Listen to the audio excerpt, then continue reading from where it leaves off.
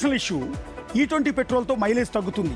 అవును, మీరు విన్నది నిజమే. ఇన్నాళ్ళు ఇథనాల్ పెట్రోల్ గొప్పతనం చెప్పిన కేంద్ర మంత్రి నితిన్ గడ్కరీ స్వయంగా ఈ విషయాన్ని పార్లమెంట్లో ఒప్పుకున్నారు. లోక్సభలో అడిగిన ప్రశ్నకు లిఖితపూర్వక సమాధానం ఇచ్చారు. E20 పెట్రోల్ వాడటం వల్ల వాహనాల మైలేజీ 2 నుంచి 6% వరకు తగ్గుతుందని గడ్కరీ స్పష్టం చేశారు. వాహనం రకం, అది తయారైన సంవత్సరాన్ని బట్టి ఈ మైలేజీ నష్టం ఉంటుందట. అంతేకాదు 2016 కంటే ముందు తయారైన పాత BS3 వాహనాల ఇంజిన్లోని కొన్ని రబ్బర్ విడిభాగాలు, గ్యాస్కెట్లు పాడైపోయే అవకాశం ఉందని, వాటిని మార్చాల్సి వస్తుందని గతంలో చెప్పారు.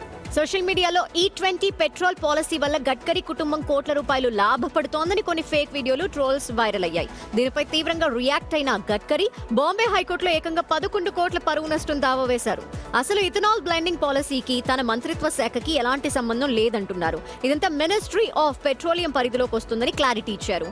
మైలేజ్ తగ్గినా E20 పెట్రోల్ వల్ల కాలుష్యం 30% తగ్గుతుంది అంటున్నారు. ఓవరాల్ గా చూస్తే E20 పెట్రోల్ పై విమర్శలు పెరుగుతూనే ఉన్నాయి. ప్రతిపక్షాలు సహా జనం దీన్ని క్వశ్చన్ చేస్తూనే ఉన్నారు. సోషల్ మీడియాలో కూడా ఇష్యూ హాట్ గా ఉంది. ఏకంగా కొందరు E20 పెట్రోల్ జనతా పార్టీ అంటూ అకౌంట్ ని కూడా రన్ చేస్తున్నారు.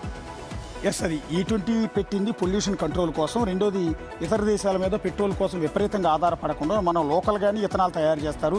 పర్టికులర్గా రైతులు పండించే చెరుకు నుంచి, పిప్పు నుంచి కావచ్చు, ధాన్యం నుంచి కావచ్చు, వీటన్నిటిని కూడా ఇథనాల్ తయారు చేస్తారు. కాబట్టి రైతులకు కూడా చాలా మంచిది అవుతుంది. అంటే ఇక్కడ ఇథనాల్ పెట్రోల్ వాడడం వల్ల కొంత డ్యామేజ్ అయితే జరుగుతుంది అనేది గడ్కరీ ఒప్పుకున్నారు. కాబట్టి వెహికల్స్ నుండి ఎవరైతే డ్యామేజ్ కాదు, మైలేజ్ తగ్గుతుంది.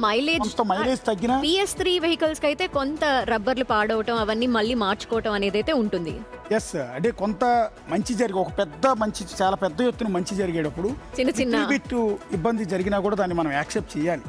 దానివల్ల పొల్యూషన్ కంట్రోల్ అవుతుంది. మనం లోకల్గానే పెట్రోల్ ప్రొడక్ట్ చేస్తున్నాం. ఇన్ ఫ్యూచర్లో లోకల్గానే ఇథనాల్ ప్రొడక్షన్ ఎక్కువ అయితే పెట్రోల్ రేట్లు కూడా తగ్గుతాయి కదా.